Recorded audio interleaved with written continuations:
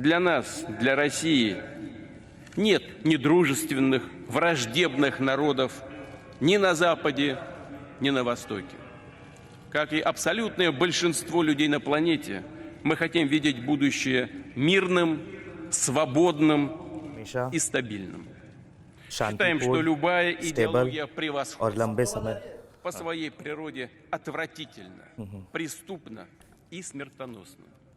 Однако западные глобалистские элиты по-прежнему твердят о своей waste исключительности, के elite लोग बोलते हैं стравливают людей कि и ऐसा नहीं है, раскалывают общество, हमारे इंटेंशंस गलत हैं, провоцируют हमारे кровавые конфликты и перевороты, इंटरेस्ट сеют एक ненависть, ब्लडी वॉर स्टार्ट करने के थे, агрессивный национализм, हमारे इंटेंशन уничтожают एग्रेसिव हैं семейные, और традиционные हम ценности, которые делают पीसफुल человека फैमिलीज को मार человеком. रहे हैं И все для того, чтобы и дальше диктовать, और सब कुछ इसलिए свою волю, свои ताकि हम आगे अपने लोगों को ये बता सकें и подавлять. कि Похоже, हमें они забыли, к чему привели безумные притязания на शायद वो भूल चुके हैं господство.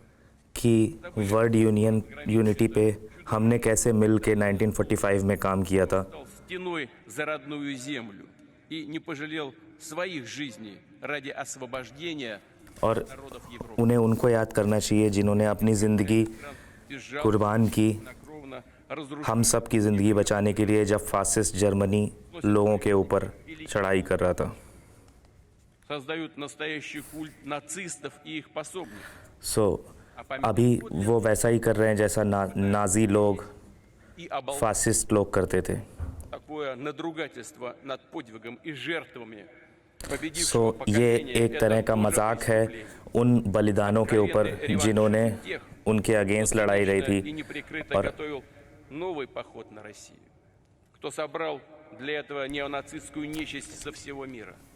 Их цель, и здесь нет ничего нового, добиться распада и уничтожения. और यहाँ पे अभी कुछ भी ऐसा नहीं है Перечеркнуть итоги Второй мировой in the войны, and second world war के окончательно एंड में сломать систему глобальной हमने безопасности и इंटरनेशनल международного права, सिक्योरिटी और वर्ल्ड задушить राइट любые के लिए суверенные हर वो центры कोशिश की развития. ताकि ये आगे आना पाए Непомерные амбиции, высокомерие मगर и вседозволенность неизбежно оборачиваются трагедией. Именно в этом причина катастрофы, которую переживает сейчас украинский народ. और यही सब वो रीज़न है जिसकी वजह से आज यूक्रेन में И ये сложившегося हालत на चल его रही базе है преступного режима его западных хозяев. क्योंकि Разменные आज монеты в कीव реализации की жестоких, धरती корыстных कीव की планов. गवर्नमेंट उन Для нас в России память सेल्फिश о लोगों के великих अंडर आ गई है जिनके अगेंस्ट हमने 1945 में लड़ाई लड़ी в थी наших сердцах. हम Даем должное участникам अपने दिलों में जानते हैं которые отважно сражались с нацизмом. जिनकी हमने कैसे अपना जीवन США, और खून बहाकर Великобритании, других государств. Помним वो लड़ाई जीती थी подвиг воинов Китая अमेरिका в битве ब्रिटेन с японским милитаризмом. और ये सब उस बात के साक्षी थे Убежден. Опыт солидарности, партнерства в годы борьбы с общей угрозой. Solidarity Это наше participation бесценное наследие. And equal Прочная опора. Sharing of rights Именно is our сейчас, हमारा когда प्रिंसिपल набирает силу необратимое движение к более справедливому многополярному миру, और основанному на принципах доверия и बाईपोलर वर्ल्ड की तरफ हम बढ़ना चाहते हैं और ये वर्ल्ड की भी डिमांड है свободного развития всех стран и народов. और यही आगे हर Здесь, в Москве, कंट्री के लिए हर एक के लिए стран содружества, बहुत ज़रूरी है मैं बहुत खुश हूँ कि हमारे साथ आज हमारे बहुत सारे साथी यहाँ पे подвигу наших предков. इकट्ठा हुए हैं और वो याद कर रहे हैं उन लोगों को जिन्होंने अपना खून बहाया Все народы ग्रेट पेट्रियाटिक वार के लिए внесли свой हर вклад एक आदमी जो कि सोवियत यूनियन का पार्ट था Мы всегда будем помнить об этом. और हम उनकी रिस्पेक्ट करते हैं उनको सैल्यूट करते हैं Всех, чью жизнь और отняла उनके लिए война. Перед वो लोग памятью जिन्होंने अपनी сыновей, जान गंवाई वॉर में और अभी भी उस отцов, ताकत के अगेंस्ट लड़ रहे हैं ताकि ये दुनिया अच्छी तरह रहे बनी रहे жен, братьев, сестер, родных, हर वो друзей. हर दोस्त उनकी माताएं उनकी पत्नियां Минута молчания. उनके लिए हम 1 मिनट का मौन रखेंगे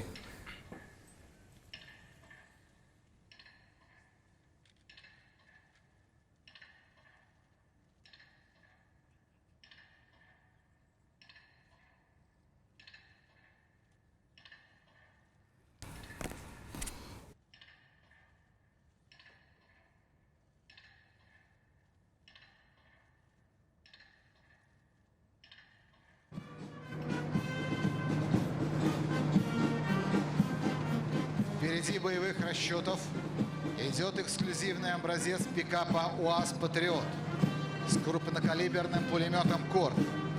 Эти машины способны нести в своих кузовах не только пулеметы или автоматические гранатометы, но противотанковые и ракетные комплексы.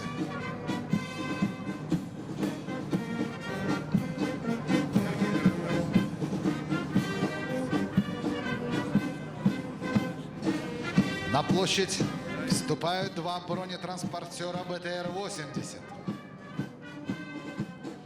Граждане России, битвы, решающие для судеб нашей Родины, всегда становились отечественными, народными и священными.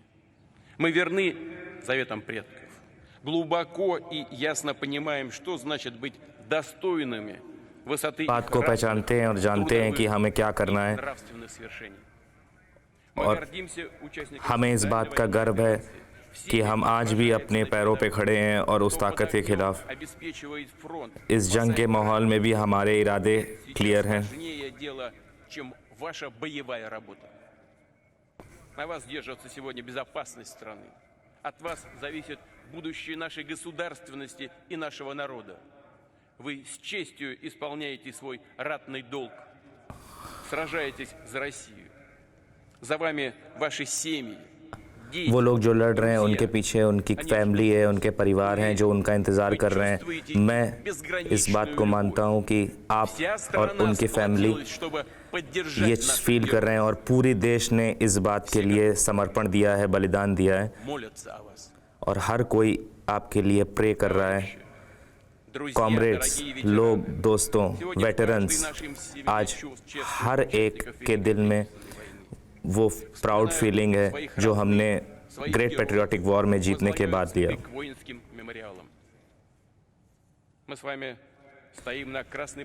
आज हम आपके साथ रेड स्क्वायर पे खड़े हैं, उस धरती पे जिसे याद है, जिसने इस बात को का साक्षी रहा है कि कब हम फाशिज्म के खिलाफ खड़े हुए और यहाँ पे 1941 और 1945 की परेड्स भी हुई हैं जो इस बात का साक्षी रही हैं।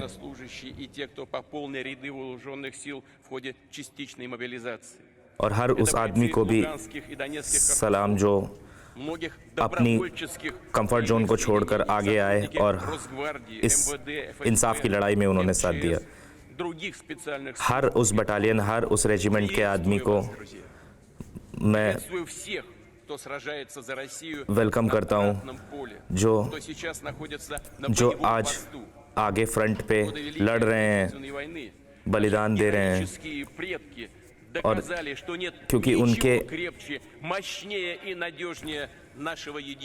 क्योंकि उनके फोर फादर्स ने, उनके बाप दादाओं ने ये बताया है कि कुछ भी देश के प्यार से बड़ा, मातृभूमि के प्यार से बड़ा कुछ भी नहीं है। हमारे देश के सारी आर्मीज के लिए, सारे बटालियंस के लिए उरा 3 times वील से hurray hurray hurray hurray.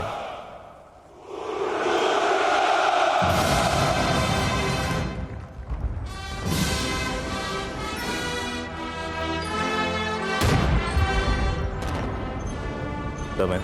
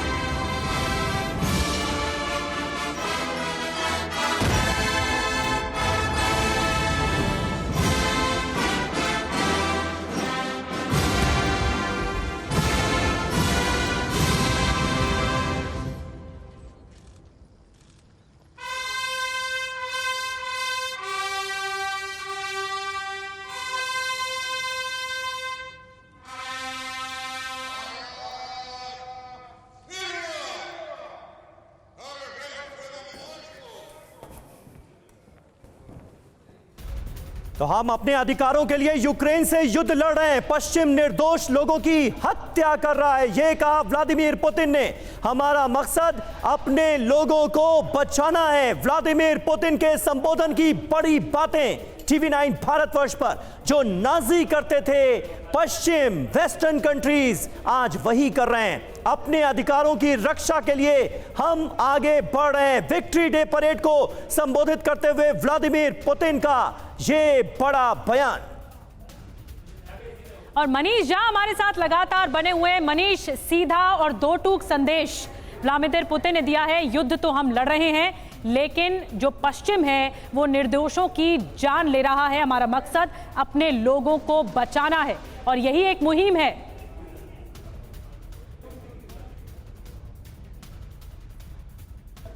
Manish से हमारा हम एक बार फिर कोशिश करते हैं संपर्क करने की, लेकिन क्विक रिएक्शन जल्दी से। हमारे साथ मेहमान जुड़े हुए हैं। प्रोफेसर राजन, मैं आपके पास आ रही हूँ। सबसे पहले ये जो कहा है आज पुतिन ने, ये जो संबोधन है, ये पश्चिम भी जरूर यानी वेस्टर्न कंट्रीज के साथ साथ अमेरिका भी जरूर सुन रहा होगा कि आखिर पुतिन बोलते क्या हैं, और उनकी ये सार्वजनिक प्रेजेंस जो है वो मायने देती है, ये बोलते हुए कि वेस्टर्न कंट्रीज निर्दोषों की जान ले रहा है। जी बिल्कुल, जो पुतिन ने अभी बात कही है वो लगभग एक्सपेक्टेड था कि वो इस वार का तुलना जो नाजी जो वर्ल्ड वार 2 था उससे करेंगे, क्योंकि वहाँ का जो राष्ट्रवाद है उसी से डिफाइन होता है। तो जो फ्रेम में जो बातें हुई हैं कि निर्दोषों की हत्या, नाजी, और रूस इसको एक तरह से अपना एग्जिस्टेंशियल वॉर की तरह देख रहा है जिसमें कि उसका सर्वाइवल खतरे में, इस ढंग का प्रोजेक्शन अपने लोगों के साथ कर रहा है। तो वही सारी बातें प्रेसिडेंट पुतिन कहने की कोशिश करते, वो यह भी बताने की कोशिश कर रहे थे कि चूंकि सेंट्रल एशिया के लीडर, बेलारूस के लीडर, आर्मीनिया के लीडर वहाँ पे पहुँचे हुए हैं, तो एक तरह से यह भी बताने की कोशिश करते पश्चिमी देशों को कि ये सारे कंट्रीज़ भी साथ में है, रूस आइसोलेटेड नहीं है। और वो अपने लोगों के कॉन्फिडेंस के साथ साथ वेस्ट को मैसेज देने की कोशिश कर रहे थे। लेकिन श्रीवास्तव जी, ये मैसेज कन्वे होता हुआ आप देख रहे हैं क्या? नाजी जर्मनी के खिलाफ जंग में जीतना द्वितीय विश्व युद्ध में, और आज जब उसकी सालगिरह मनाई जा रही है, विक्ट्री डे परेड मनाई जा रही है, तो वेस्टर्न कंट्रीज की तुलना नाजियों से की गई है। मैं आपके पास आऊंगा, लेकिन मनीष झा इस वक्त मॉस्को से हमारे साथ जुड़ गए हैं। मनीष, कई बड़ी बातें कही गई हैं व्लादिमीर पुतिन की तरफ से, लेकिन सबसे करारा हमला वेस्टर्न कंट्रीज पर, जिनकी तुलना नाजियों से करते हुए आज पुतिन नजर आए।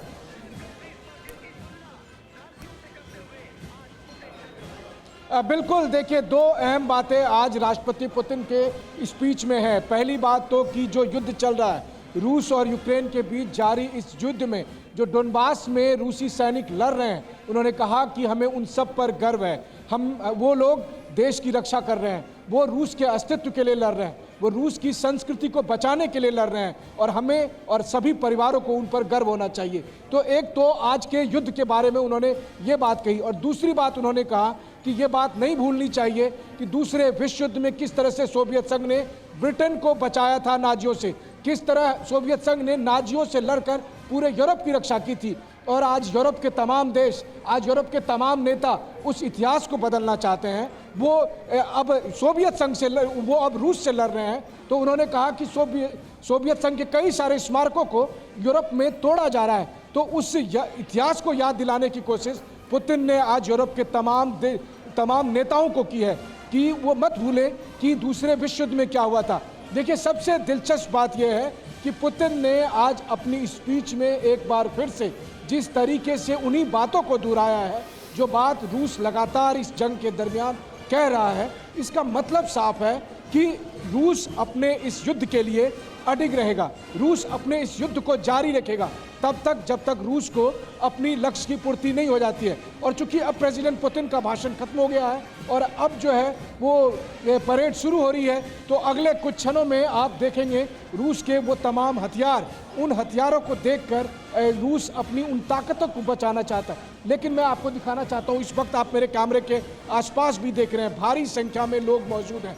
लंबी, जहाँ तक निगाहें आपको जाएगी, लंबा आप कहें तो परेड को देखने के लिए एक बड़ा रोड शो आप समझ सकते हैं कि यहाँ पर हजारों की संख्या में लोग मौजूद हैं। एक तरफ जहाँ परेड में हजारों की संख्या में शामिल हुए हैं रूस के तमाम सैनिक, वहीं दूसरी तरफ परेड को देखने के लिए 50 किलोमीटर लंबे परिक्रमा पथ पर, अगर मैं आपको कहूँ तो इस तरह से लोग पंक्ति में खड़े हैं ताकि वो रूस की उस ताकत को देख सके जिसके लिए उसे। मनीष, ये तस्वीरें तो आप दिखाइएगा ही, लेकिन साथ ही साथ व्लादिमीर पुतिन की जो बड़ी बातें रही उन पर भी इस वक्त वहां पर क्या बातें हो रही हैं, इसे लेकर भी जरा हमारे दर्शकों को बताइए, क्योंकि ऐसा लगा जैसे राष्ट्रवाद की अलग जगाते हुए अपने संबोधन में व्लादिमीर पुतिन नजर आ रहे हैं और दुनिया को यह बताने की कोशिश है कि रूस की सुरक्षा पर खतरा है, इसलिए यूक्रेन के खिलाफ युद्ध लड़ा जा रहा है।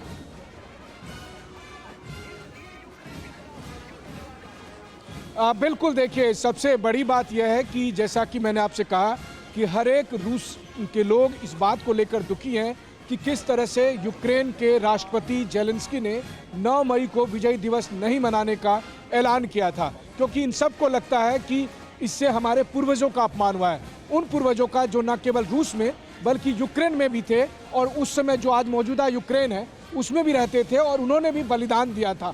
और इसीलिए जब आज प्रेसिडेंट पुतिन ने अपना स्पीच शुरू किया तो उस स्पीच के दरमियान उन्होंने इन बातों को बहुत बखूबी रखा, उन्होंने उस इतिहास को कुरेदने की कोशिश की, उस इतिहास को लोगों के सामने रखने की कोशिश की, जिसके माध्यम से वो अपने लोगों को ये एड्रेस कर रहे थे कि हम ये जंग क्यों लड़ रहे हैं, हम ये जंग डोनबास में अपने रूसी लोगों की रक्षा के लिए लड़ रहे हैं, हम ये जंग रूस के अस्तित्व के लिए लड़ रहे हैं, हम ये जंग उसी इतिहास के लिए लड़ रहे हैं जो इतिहास में हमारे पूर्वजों ने 2,70,00,000 लोगों ने बलिदान दिया था, उस इतिहास में जिसमें सोवियत संघ, ब्रिटेन और दूसरे तमाम देशों ने मिलकर नाजी जर्मनी के खिलाफ लड़ाई लड़ी थी। तो एक बार फिर से पुतिन ने उसी नियो नाजी वाली यानी मनीष अपने लोगों को के सामने रखा है। मनीष, एक संदेश जो सबसे अहम है वो ये कि वो ये मान रहे हैं कि ये जंग है, ये लड़ाई है, ये अपने लोगों के लिए, बेशक अपने अधिकारों के लिए, अपने रक्षा के लिए, अपनी सुरक्षा के लिए, लेकिन ये लड़ाई है, ये स्पेशल ऑपरेशन से लड़ाई में बदली है, ये बड़ी बात है। और जो इंटेंशंस हैं वो अग्रेसिव हैं अब रशिया के, ये भी बता दिया उन्होंने अपने संबोधन में।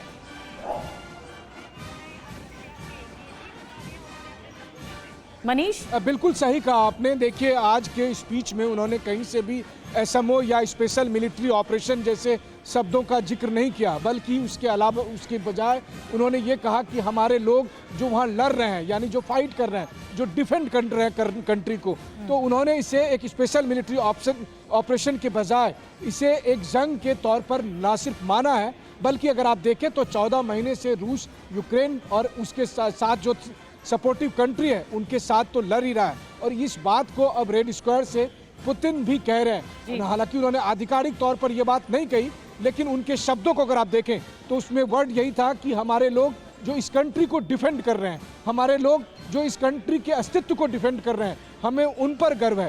ठीक बात है मनीष, आप जिन बातों का जिक्र कर रहे हैं कहीं ना कहीं वो बातें सामने रखकर राष्ट्रवाद की अलग जगाने की कोशिश आज व्लादिमीर पुतिन की तरफ से की गई। संजय मेस्टन साहब हमारे साथ मौजूद हैं। मेस्टन साहब, किस तरह से आप व्लादिमीर पुतिन के संबोधन को देखते हैं? कोई बड़ा ऐलान जिसके बारे में तमाम कयास लगाए जा रहे थे इतने दिनों से, कोई बड़ा ऐलान नहीं किया गया, फुल फ्लेजेड वॉर का ऐलान नहीं किया गया है, स्पेशल मिलिट्री ऑपरेशन का भी नाम नहीं लिया गया है, जिक्र नहीं किया गया, कैसे देखते हैं? और देखिए साफ है, ये जो इनकी स्पीच थी इसमें बेसिक पर्पस इंटेंट था नेशनलिज्म को, रशियन नेशनलिज्म को और जागृत करना। उन्होंने ग्रेट पैट्रियोटिक वॉर के बारे में बोला और अभी ये जो यूक्रेन के साथ वॉर चल रहा है उसके बारे में बोला है। और वो ये भी बोल रहे हैं कि वेस्ट निर्दोष लोगों की हत्या कर रहे हैं और हम लोगों को बचा रहे हैं, हमारे लोगों को बचा रहे हैं। तो बेसिक डिफेंसिव और एक ये मैसेज है कि हमारा बेसिक मुद्दा है नेशनलिज्म जागरण करने का। लेकिन यही अगर स्पीच आप प्रेसिडेंट जेलेंस्की की सुने, वो भी एग्जैक्टली काउंटर यही बोले हैं कि प्रेसिडेंट पुतिन वो कर रहे हैं जो उस समय नाजीज ने किया था।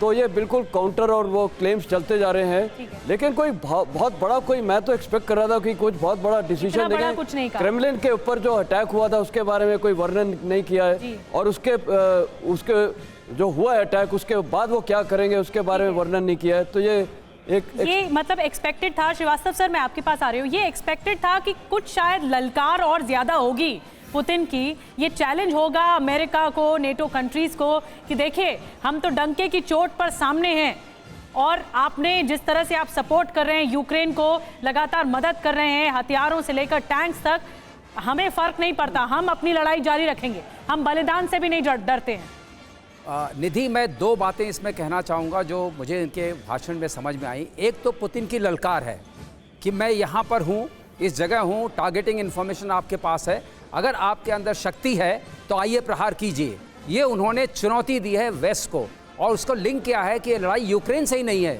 ये लड़ाई पूरे वेस्टर्न पावर से हो रही है। आपने देखा वहाँ उन्होंने एक ट्विस्ट लाया है, यूक्रेन को हटा करके पश्चिमी देशों को लाया उसके बीच में। और अभी जब अपनी सैन्य शक्ति दिखाएंगे तो उससे पता चलता है, जैसे पुतिन को बार बार ये मिल रहा था कि ये असंगठित हो चुके हैं, अलग थलग पड़ गए हैं, उन्होंने कहा देश एकजुट है। इसके लिए उन्होंने जो पैट्रियोटिक वॉर है उसको इससे लिंक किया है कि हमें अपने अस्तित्व की लड़ाई है, हम उनके साथ लड़े थे नाजीज को डिफीट करने में, यही मैसेजिंग है, इनको डिफीट करेंगे। ये यूनिटी वाली मैसेजिंग ही है जो दिखाना चाह रहे हैं पुतिन। बिल्कुल सही है, एकता, देश एकजुट है इस लड़ाई को लड़ने में, इस बात को सामने लाए हैं। और एक बात और अभी समझ में आएगी, जैसे ही परेड आगे बढ़ती है और उनके सैन्य संसाधन दिखाए जाते हैं तो आपको लगेगा जिस देश के पास लाखों टैंक हैं, जिस देश के पास हज़ारों में जहाज हैं, 10,000 में, जिस देश के पास मिसाइल्स हैं हज़ारों में, और जिस देश के पास बलिदान करने की क्षमता है, जो उन्होंने इसमें खास तौर से बोला है, उस देश को जेलेंस्की बार बार कह रहे हैं हम डिफीट कर देंगे। लेकिन दत्ता जी, यहाँ पर बात तो ये भी है कि रूस ने यूक्रेन के खिलाफ जंग छेड़ी।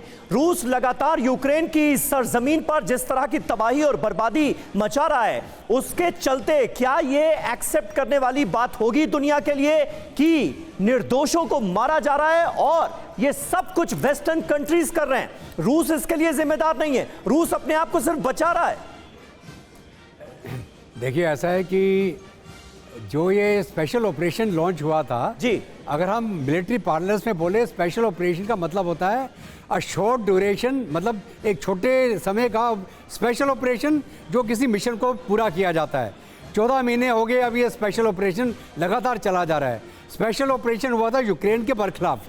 आज के दिन में यूक्रेन के साथ में पूरा वेस्टर्न वर्ल्ड जुड़ गया है। 30-35 मुल्क इकट्ठे होकर रशिया के खिलाफ आज लड़ाई में उतरे हैं। इसलिए ये स्पेशल ऑपरेशन से हटके वो जंग में तब्दील हो गया एक तरह से। और ये इन्होंने शायद जिक्र भी किया, ये जो जंग आज के दिन में लड़ी जा रही है वो वेस्टर्न जो पावर्स हैं, तो फिर फुल फ्लेजेड वॉर का ऐलान करने में कोताही क्यों बरती जा रही है? मतलब क्या इससे परहेज क्यों किया जा रहा है? देखिए, मतलब आप कह रहे हैं वॉर ही चल रही है, युद्ध ही चल रहा है, तो फिर ऐलान क्यों नहीं कर देते कि नहीं अब ये स्पेशल मिलिट्री ऑपरेशन नहीं है, ये सीधे सीधे वॉर है? बिल्कुल, ये एक्चुअली आप मान के चलें, ये अब जंग है किसके खिलाफ? Russia versus the West and the NATO, America of course by proxy. तो ये एक छोटा वाला ऑपरेशन नहीं है, स्पेशल ऑपरेशन हुआ। मतलब वर्ल्ड वॉर 3 जो है वो वाया यूक्रेन आ रहा है। देखिए, जो आप पूछ रहे हैं सवाल बड़ा अच्छा सवाल है समीर, मैं इसका जवाब देना चाहूंगा। आप कह रहे हैं स्पेशल ऑपरेशन से क्यों नहीं परहेज कर रहे हैं वॉर करने में? बिल्कुल। The moment any country declares war, सब उसको अपनी आर्म फोर्सेस को जो सिनर्जाइज इफेक्ट होता है, कॉम्बैट इफेक्ट होता है, उसको प्ले मिलाना पड़ता है। इसका मतलब space forces, air force, naval power, maritime power, land power, पूरी मात्रा में झोंकना पड़ेगा उस चीज को खत्म करने के लिए। अच्छा। वो अभी वो नहीं करना चाहते क्योंकि एक संकोच है, मन में संकोच इस बात का है कि दोनों लोग एक साथ जुड़े हुए माने जाते थे। यूक्रेन और रशिया का बड़ा पुराना संबंध है, इन लोगों ने वर्ल्ड वॉर 2 साथ लड़ी थी, सैक्रिफाइसेस भी साथ में किए थे। इसीलिए आप देखिए यूक्रेन का नाम नहीं ले रहे हैं, यूक्रेन का नाम नहीं ले रहे हैं, वेस्टर्न कंट्रीज का नाम ले रहे हैं। प्रोफेसर राजन, इसके पीछे खास स्ट्रेटेजी है क्या? अगर उनके एक सेंटेंस पे जाएं, बहुत समझदारी से लिया प्रोफेसर राजन। नहीं, मैं ये बताना चाहता कि इसको क्यों स्पेशल मिलिट्री ऑपरेशन बोला जा रहा है और वॉर नहीं बोला जा रहा है पुतिन के पर्सपेक्टिव से जी। तो उसके एक कारण ऑफेंसिव है और दूसरा कारण डिफेंसिव है। ऑफेंसिव कारण यह है कि अगर वो करते हैं तो वो सिविलियन इलाका हर एक जगह पे अटैक होगा यूक्रेन में, जो कि वो नहीं कर रहे हैं। और दूसरा एक डिफेंसिव है कि इनको अगर हार में विड्रॉ करना पड़ा तो ये बोलेंगे कि हम विड्रॉ स्पेशल मिलिट्री से है, ये वॉर में हम डिफीट नहीं हुआ है। तो ये कारण। और देखिए, अब हम ये जो हथियारों का प्रदर्शन हो रहा है, टैंक्स का प्रदर्शन हो रहा है, तोपों का प्रदर्शन हो रहा है, ये अहमियत रखता है। अगर संजय सर आप अगर कुछ बताना चाहें। मैं इस पे ये बोलूँगा, स्पेशल मिलिट्री ऑपरेशंस का बेसिक मकसद होता है कि लिमिटेड ऑब्जेक्टिव्स को कैप्चर करना, और वो उन्होंने डिफाइन किए थे डॉनबास को कैप्चर करना। बाद में वो स्कोप एनलार्ज हो गया, उन्होंने खेरसोन और ज़फरोजिया को भी कैप्चर किया। लेकिन स्पेशल मिलिट्री ऑपरेशंस का जो लिमिटेड एक ऑब्जेक्टिव होता है वो उसका टाइम फ्रेम हो चुका है, और अभी सारे हथियार, मिसाइल्स, एयरफोर्स सब भारी तादाद में इस्तेमाल हो रहा है। अब अगर उसको वॉर बोलेंगे तो वो वर्ल्ड को दिखाएगा कि पुतिन के जो एक डायरेक्टिव था स्पेशल मिलिट्री ऑपरेशन, वो उसको अचीव नहीं कर पाए और अब वो हार मानी जाएगी अगर इसको वॉर डिक्लेयर करेंगे। तो इसीलिए वॉर के जैसे सब कुछ हो रहा है, लेकिन ऑपरेशन स्पेशल मिलिट्री ऑपरेशन ही बोला जाएगा, ये पुतिन के लिए। अभी एक और निधि, जो सर दत्ता सर, मैं चाहूंगी ये जो हथियार का क्या शक्ति प्रदर्शन है इस परेड के जरिए, वो अभी आप दर्शकों को समझाएं।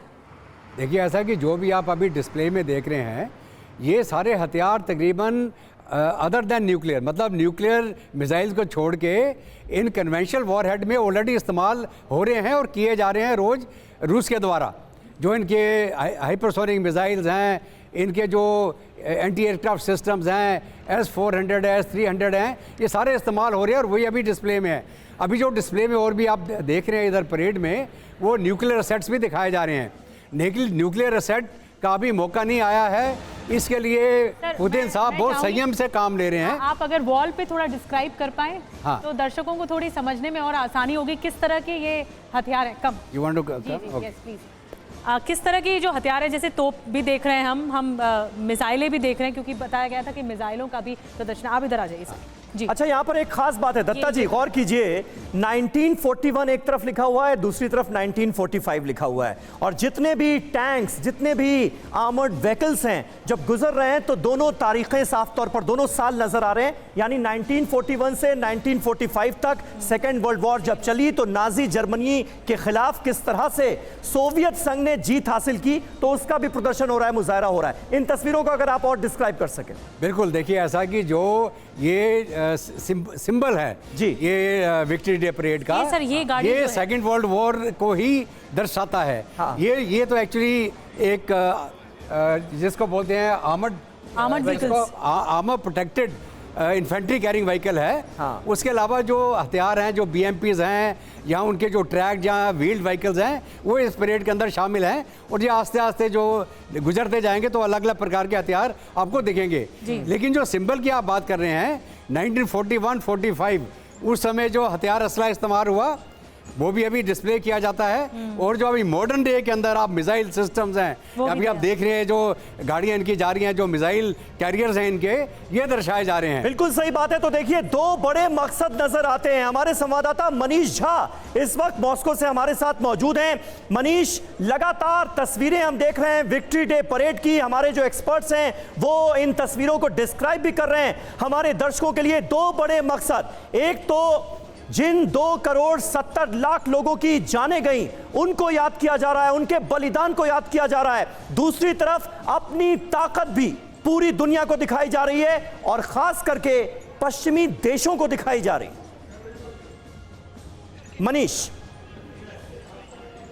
बिल्कुल समीर, देखिए सबसे पहले मैं आपके सवालों का जवाब ये भी दे दूं कि क्यों 1941 से 1945 का 2 ईयर का जिक्र किया गया है। दरअसल दूसरा विश्व युद्ध, जो कि हम जानते हैं 1939 से शुरू हुआ था, लेकिन सोवियत संघ की इस विश्व युद्ध में एंट्री 1941 से हुई है। बिल्कुल, तो चूंकि 1941 से उनकी एंट्री शुरू हुई है और 45 तक वो रहे, इसीलिए रूस अपने इस युद्ध को, दूसरे विश्व युद्ध को 1941 से 1945 के बीच का पीरियड मानता है। सबसे बड़ा जो डिफरेंस ऑफ ओपिनियन है वो रूस और यूक्रेन में यही है। यूक्रेन कहता है कि ये लड़ाई 1939 से शुरू हुई थी, क्योंकि यूक्रेन के बहुत सारे लोग उस वक्त नाजियों की तरफ से लड़ रहे थे, जर्मनी की तरफ से लड़ रहे थे, स्टीफन बंदेरा और उनके गुट के लोग।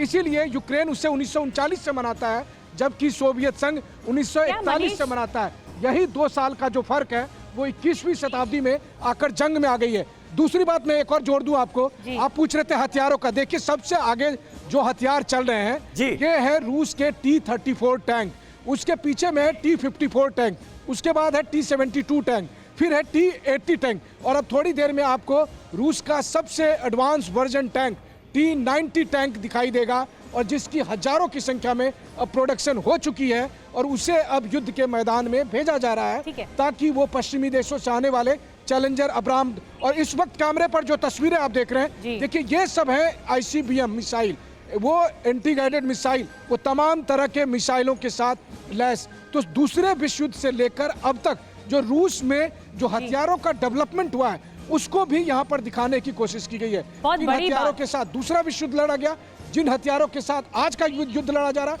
और जिन हथियारों के साथ भविष्य का युद्ध लड़ा जाएगा, उन सब को इस परेड में शामिल किया गया है। जी। बहुत बड़ी बात आप बता रहे हैं मनीष कि कैसे ये इतने साल बदलते चले गए और उसके बाद हथियारों का भी जो एडवांसमेंट है वो भी इस परेड में देखने को मिल रहा है।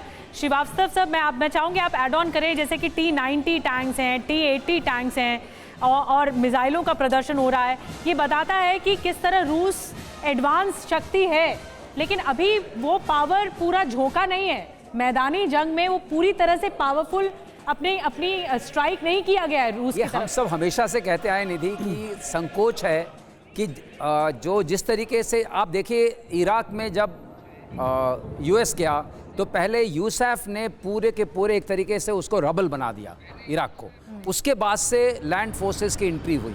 लेकिन यहाँ पर वो संकोच है, वो उनको नहीं करना चाहते हैं। इससे मिक्स कम्युनिटी, उनका बहुत बड़ा इतिहास है, साथ साथ बहुत चीज़ों में रहे हैं। अब जहाँ तक आप टैंक्स की बात करें, T-34 जो टैंक है वो वर्ल्ड वॉर 2 का है, लेकिन आज भी है, आज भी सर्विस में है। और ये करीब 1,60,000-70,000 बनाए गए थे, मतलब 1,60,000-70,000 टैंक हैं इस तरह के।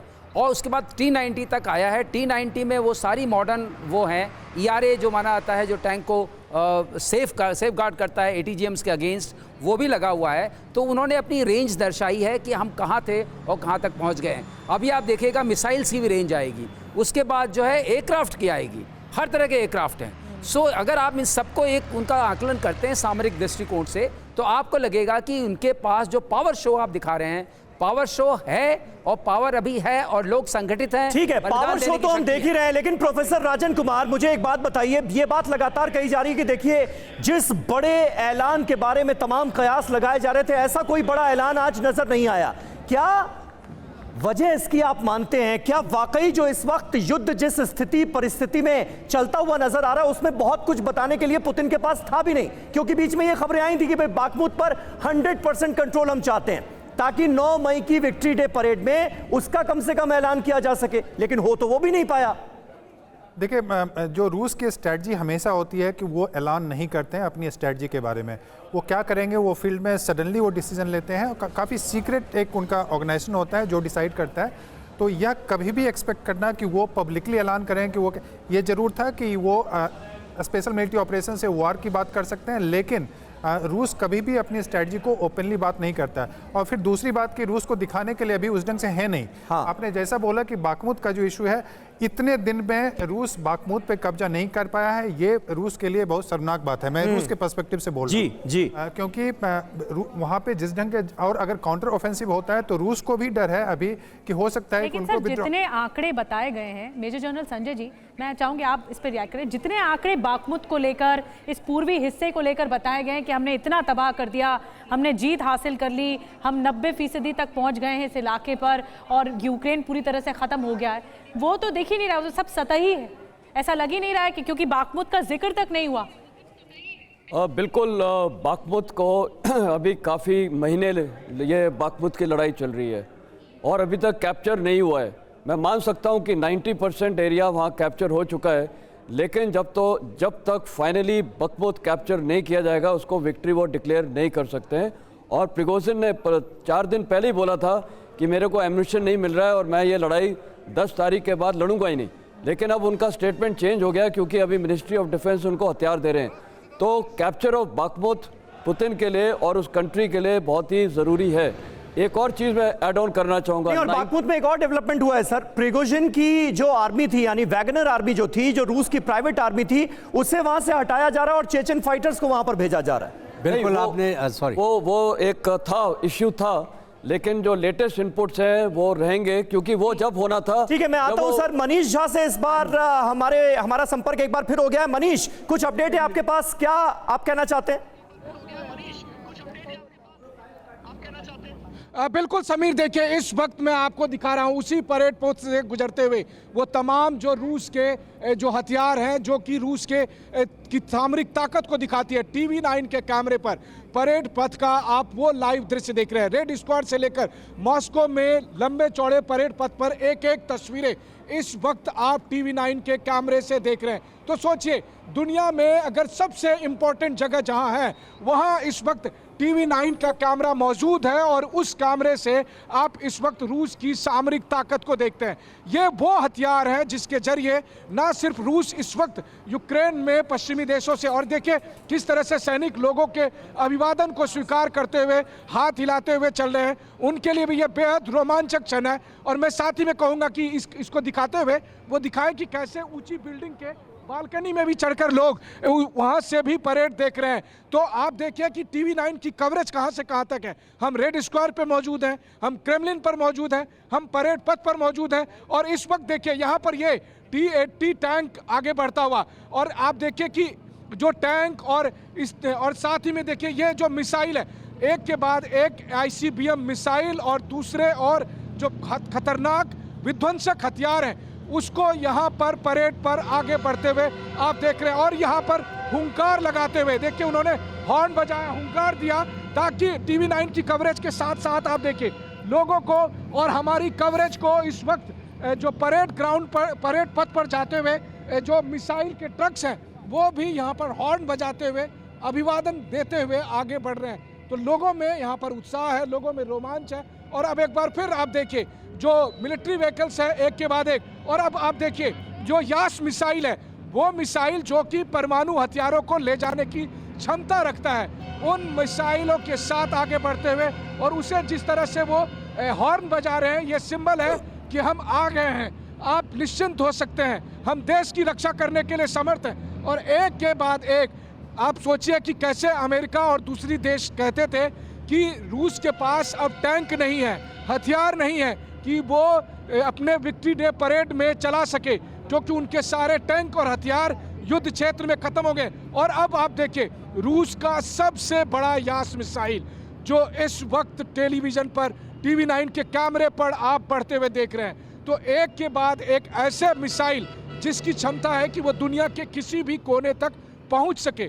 इस वक्त हम रूसी हथियारों का यहाँ महिमा मंडन नहीं कर रहे, लेकिन जो सामने दिख रहा, जो अपनी आंखों देखी हम देख रहे हैं, वही हम अपने दर्शकों को बता रहे हैं। इसमें से T-72 टैंक और T-80 टैंक पर तो खुद हमने वॉर जोन में रहते हुए रिपोर्टिंग की है। और इस वक्त आप देखिए T-90 टैंक, ये सब टैंक बनिस्पत दूसरे टैंकों के बनिस्पत में काफ़ी हल्के होते हैं, युद्ध क्षेत्र में काफ़ी तेज़ी से आगे बढ़ सकते हैं, और इसी वजह से इन हथियारों का पश्चिमी देशों की तुलना में काफ़ी एडवांटेज होता है। और आप देखिए एक के बाद एक जो आर्मर्ड व्हीकल है, टैंक है, तोप है, दूसरे और हथियार हैं, उन सब को यहाँ से गुजरते हुए। तो टीवी 9 के कैमरे पर आप इस वक्त हमारे दुनिया भर के दर्शक इतिहास बनते हुए देख रहे हैं, क्योंकि हमने ना सिर्फ रेड स्क्वायर से ये लाइव कवरेज की, बल्कि परेड पथ पर गुजरते हुए उन तमाम हथियारों को दिखाया है। और ये एक ऐसा क्षण है जो ना सिर्फ अभी रूस में या पूर्व सोवियत संघ के इलाके में, बल्कि यूरोप में या अमेरिका जैसे देशों में देखा जा रहा है, क्योंकि उन्हें भी पता है कि आने वाले दिन में इस जंग का स्केल कितना बड़ा हो सकता है। बिल्कुल। और मनीष, यहां पर मैं अपने दर्शकों को बता दूं कि मनीष झा लगातार मॉस्को में मौजूद हैं, ना सिर्फ मॉस्को में बल्कि फ्रंटलाइन पर जाकर उन्होंने रिपोर्टिंग की, डोनबास से उन्होंने रिपोर्टिंग की। और मनीष, आपने तो इस साल की अगर बात की जाए तो मौजूदा साल का ज्यादातर वक्त आपने रशिया में ही बिताया है, फ्रंटलाइन पर ही बिताया है, रूस यूक्रेन के वॉर जोन में बिताया है। आज जो मैसेज दिया गया है व्लादिमीर पुतिन की तरफ से कि देश से बढ़कर कुछ भी नहीं है और वेस्टर्न कंट्रीज बेकसूर लोगों की जान ले रहे हैं, हम अपने देश की रक्षा कर रहे हैं और करते रहेंगे, ये मैसेज क्या बहुत आसानी से कन्वे हो गया है क्या रशियन नागरिकों के लिहाज से अगर मैं बात करूं तो?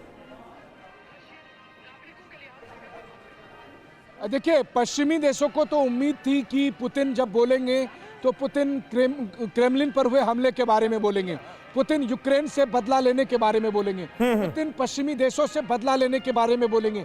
लेकिन इसके बजाय इस वक्त मैं आपके सवाल का जवाब देते हुए कैमरा सहयोगी अमित को कहूंगा कि वो लगातार परेड पथ पर अपनी नजरें बनाए रखे। देखिए समीर, इसमें से बहुत सारे ऐसे आर्मर्ड व्हीकल हैं जिस पे टीवी 9 की टीम ने फ्रंट लाइन पर रिपोर्टिंग करते हुए खुद उस पर राइड किया था। यानी हमने T-72 टैंक पर, T-80 टैंक पर, T-54 टैंक पर, और इसके अलावा ये अलग अलग जो आर्मर्ड व्हीकल है, BMP व्हीकल है, इन सब पर हमने खुद राइड करके फ्रंट लाइन की एक एक कवरेज की थी। लेकिन आपकी बात सही है। देखिए, रूसी लोगों को ये बताना कि ये जंग क्यों जरूरी है, ये पुतिन के लिए पिछले साल विजय दिवस पर बहुत मुश्किल था, जब उन्हें समझाना पड़ रहा था कि हम देश के अस्तित्व के लिए लड़ रहे हैं। लेकिन एक साल बीत जाने के बाद अब रूसी लोग भी बहुत हद तक इस जंग की हकीकत को समझ चुके हैं, उसकी अनिवार्यता को समझ चुके हैं। हालांकि किसी भी हालत में, जैसा कि प्रधानमंत्री मोदी ने कहा था कि ये समय किसी युद्ध का नहीं है, तो किसी भी हालत में युद्ध को जस्टिफाई नहीं किया जा सकता है। लेकिन रूस की माने, क्रेमलिन की माने या रूस के लोगों की भी माने, तो इनके मुताबिक रूस के अस्तित्व के लिए कोई विकल्प बचा नहीं था, इसलिए उन्हें लड़ना ही था और उन्होंने ये लड़ाई लड़ी। और इस लड़ाई में वो हमेशा से ये कहते रहे कि उनकी लड़ाई यूक्रेनियन के साथ नहीं है, उनकी लड़ाई उन ताकतों के साथ है जो यूक्रेन को मुखौटा बनाए हुए हैं। जो उन्होंने हमेशा कहा कि वो कीव रिजीम से लड़ रहे हैं। कीव रिजीम यानी जेलेंस्की और उनकी टीम के लोग जो पश्चिमी देशों के इशारे पर लड़ रहे हैं, और इसीलिए प्रेसिडेंट पुतिन हो या फिर क्रेमलिन हो, उन्होंने लगा। ठीक है, आप जिस बात का जिक्र कर रहे हैं श्रीवास्तव जी, ये बात क्या समझ में आती है, क्या आपको समझ में आती है क्या? और अगर पुतिन ये समझाने की कोशिश कर रहे हैं तो रूस की आम आवाम को भी ये बात समझ में आएगी क्या कि कीव की रिजीम को चेंज करने की ये लड़ाई है? देखिए समीर, ये तो अब मानना पड़ेगा, इतने एक साल के बाद से ज़्यादा ये लड़ाई चल चुकी है कि ये लड़ाई सबको समझ में आ गया है, जितने भी रशियन ओरिजिन के लोग हैं, रशियंस हैं, ये लड़ाई रूस की और यूक्रेन की नहीं है। इस बात को उन्होंने आज अपने भाषण में साफ साफ से कहा। ये लड़ाई जो है वो नाटो कंट्रीज से है, ड्रिवन बाय वेस्टर्न पावर्स, और वो सारे लोग संगठित होकर अकेले रूस से सामना कर रहे हैं। और रूस ने ये दिखाया कि हम अकेले उन सब पर भारी पड़ रहे हैं, क्योंकि जो इलाका और जो एरिया, जैसे जनरल मेस्टर ने बोला, जो एरिया उन्होंने कैप्चर कर लिया है उस पर वो दोबारा उस पर आक्रमण करके उसको ले पाना उनके लिए संभव नहीं है। ये उन्होंने पहले फिक्स किया है। और उन्होंने डॉनबास को, लुहांस्क को आपने देखा था, पहले उन्होंने इंडिपेंडेंस डिक्लेयर करवा दी थी। तो इस तरीके से करने से जो पुतिन ने एक मैसेज दिया है ओवर अ पीरियड टाइम, जिसमें वेस्टर्न पावर्स ये समझ रही थी कि शायद पुतिन वीकन कर जाएंगे, लोगों के पास जो मैसेजिंग हो रही है वो ये होगी कि पुतिन एक ऐसी लड़ाई लड़ रहे हैं जो लड़नी नहीं चाहिए, वो नहीं हुआ, उसका उल्टा हो गया। पुतिन की रेटिंग्स अगर आप देखिए किसी ऐसे मीडिया से जो इंडिपेंडेंट है, रेटिंग बढ़ गई है, अप्रूवल रेटिंग बढ़ गई है, लोगों का ये समझ बढ़ गई है कि ये लड़ाई जो है शायद हमारे अस्तित्व की ही नहीं, अस्तित्व की है, क्योंकि नाटो अगर हमारे दरवाजे पर आके खड़ा हो जाएगा अपनी सारी फोर्सेस के साथ, तो रशिया को एग्जिस्टेंशियल क्राइसिस होगी। ठीक बात है प्रोफेसर राजन कुमार, लेकिन जब व्लादिमीर पुतिन की तरफ से यह कहा जाता है कि हम अंतर्राष्ट्रीय आतंकवाद से लड़ रहे हैं, क्या इशारों में बिना नाम लिए क्रेमलिन अटैक का यहां पर जिक्र करते हुए व्लादिमीर पुतिन को आपने देखा क्या? क्योंकि क्रेमलिन अटैक जब हुआ तो रूस की तरफ से यही कहा गया कि इस हमले के पीछे यूक्रेन है, व्लादिमीर पुतिन की हत्या करवाना चाहता था यूक्रेन, और ये एक आतंकवादी हमला था। देखिए, इसमें कोई शक नहीं कि वो आतंकवादी हमला था और उसको जिस ढंग से हमला किया गया इसको मानना चाहिए भी। और लेकिन यह कहना कि देखिए, मैं क्रेमलिन कई बार गया हूँ, यह कहना कि वहाँ पे इसको पुतिन को मारने की साजिश हुई थी, तो पहले तो मैं ये बता दूँ कि ज़्यादातर समय क्रेमलिन में पुतिन नहीं होते हैं। और दूसरा कि जिस ढंग से जितना स्मॉल स्केल में अटैक था तो वो उसकी संभावना बिल्कुल भी नहीं थी। यह जरूर था कि क्रेमलिन को एक मैसेज देना चाह रहे थे, जो जिसने भी किया है, कि क्रेमलिन भी वल्नरेबल है, वहाँ पे भी अटैक हो सकता है। अब इसमें यूक्रेनियन का हाथ था या रूसी का हाथ था या वेस्टर्न पावर्स का हाथ था, यह कहना अभी मेरे लिए बहुत ही मुश्किल है। लेकिन निश्चित रूप से जो आतंकवाद की बात करते हैं उसमें इस ढंग के अटैक भी शामिल है। बिल्कुल बिल्कुल, इस पर हम आगे भी और बात करेंगे। मनीष झा हमारे साथ लगातार रेड स्क्वाड से बने हुए हैं। मनीष, इस वक्त वहां पर क्या चल रहा है? आप तस्वीरें दिखा सकते हैं? हमारे तमाम खास मेहमान इन तस्वीरों पर नजर बनाए हुए हैं। क्या चल रहा है? परेड क्या अभी भी जारी है? किन किन हथियारों का प्रदर्शन किया जा रहा है? छोटी डिटेल आपसे चाहेंगे। बिल्कुल, देखिए समीर, इस वक्त हम दो तरह की तस्वीरें दिखाएंगे। पहली तस्वीर जो टीवी 9 के कैमरे पर आपको दिख रही है, एक के बाद एक रूस के तोप, टैंक और मिसाइलों के जाते हुए और उसके द्वारा लगातार हॉर्न बजाकर यहाँ पर मौजूद हजारों की संख्या में लोगों को यह आश्वस्त करते हुए कि देखिए हम मौजूद हैं, हम अपने देश की रक्षा के लिए, अस्तित्व के लिए लड़ने के लिए समर्थ हैं। वहीं दूसरी तरफ एक और तस्वीर है, और वो तस्वीर यह है कि रेड स्क्वायर पे प्रेसिडेंट पुतिन और इसके अलावा बेलारूस के राष्ट्रपति, आर्मेनिया के प्रधानमंत्री और किर्गिस्तान के राष्ट्रपति, ये सब अब वॉर मेमोरियल की तरफ बढ़ रहे हैं। और वॉर मेमोरियल में अब वो श्रद्धांजलि अर्पित करने जा रहे हैं। तो रेड स्क्वायर पे जहां पर वो बैठे थे वहां से वो आगे बढ़कर वॉर मेमोरियल की तरफ, सभी के हाथों में एक रोज है, यहाँ पर एक एक गुलाब का फूल सबके हाथों में है। और उसके बाद जो डेलीगेशन है, जो जितने भी अहम खास लोग आए हुए थे, वो सब क्रेमलिन के साथ सटे हुए उस अमर जवान ज्योति पर यहाँ पर श्रद्धांजलि देने आए हैं। मैं आपको बताऊं कि कल शाम में मैं खुद इस वॉर मेमोरियल में था।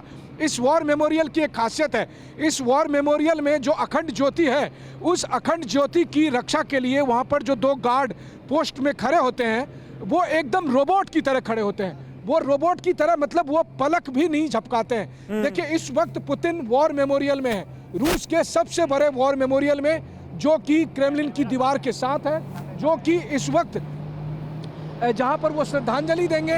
और उसमें श्रद्धांजलि पुतिन जब वो श्रद्धांजलि देंगे तो साथ ही में जो दूसरे और देशों के प्रधानमंत्री और राष्ट्रपति मौजूद हैं, वो सब भी इस वक्त उनके साथ उस वॉर मेमोरियल में श्रद्धांजलि देंगे। तो अगर आपको मैं ये कहूँ कि अब परेड समापन की ओर बढ़ रहा है, जो विक्ट्री डे परेड था वो समापन की ओर बढ़ रहा है, और उसी के तहत जो पुतिन ने पहले संबोधित किया, उसके बाद फिर एक ग्रैंड परेड निकली जिसमें रूस ने अपने सामरिक ताकतों को दिखाया।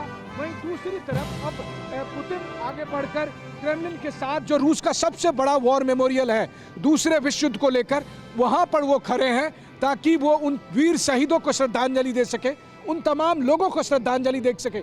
जरा सोचिए कि रूस की हालत क्या होगी। दूसरे विश्व युद्ध में जर्मनी की सेना मॉस्को को कई महीने तक घेर कर रखी थी, और जब सर्दियों का मौसम आया तो फिर मॉस्को के पास एक जगह है, प्रोफेसर राजन आपको बताएंगे, खीमकी का वॉर। खीमकी में जाकर नाजी सैनिकों के साथ सोवियत सेना का भीषण लड़ाई हुई, और उसके बाद मॉस्को को बचाया जा सका। यही हाल सेंट पीटर्सबर्ग में भी था कि वहाँ 3 साल तक सेंट पीटर्सबर्ग को घेर के रखा गया था, जिसमें पुतिन के परिवार के लोग भी मारे गए थे। तो इसीलिए अगर कोई युद्ध लंबा खींचता है तो सोवियत संघ बिल्कुल और तस्वीरें हम देख सकते हैं। मनीष, वॉर मेमोरियल पर श्रद्धांजलि के लिए इस वक्त पहुंच चुके हैं रूस के राष्ट्रपति व्लादिमीर पुतिन। ये सीधी तस्वीरें इस वक्त मॉस्को से हम आपको दिखा रहे हैं, क्रेमलिन से बिल्कुल सटा हुआ ये वॉर मेमोरियल, जहां पर इस वक्त रूसी राष्ट्रपति व्लादिमीर पुतिन की है मौजूदगी श्रद्धांजलि दी जा रही है, बलिदान को याद किया जा रहा है, क्योंकि 27 मिलियन लोग सेकेंड वर्ल्ड वॉर के वक्त 1941 से 45 तक, 1941 से लेकर 1945 तक मारे गए थे। आज उनके बलिदान को भी याद किया जा रहा है रूस में।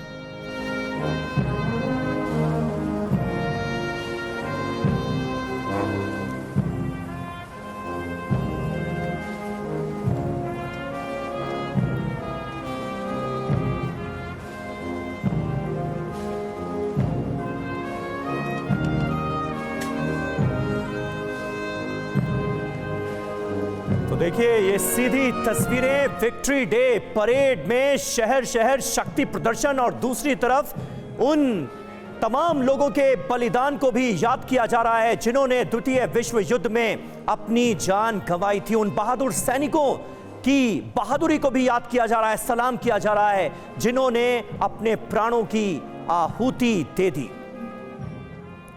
लेकिन हमारे साथ इस वक्त तमाम खास मेहमान मौजूद हैं। दत्ता जी, ये बताइए कि अभी जो मौजूदा वॉर चल रही है यूक्रेन से, और उसमें जो रूसी सैनिक अपनी शहादत दे रहे हैं, उनका सीधे तौर पर जिक्र नहीं किया गया, ऐसा क्यों? नहीं, बिल्कुल।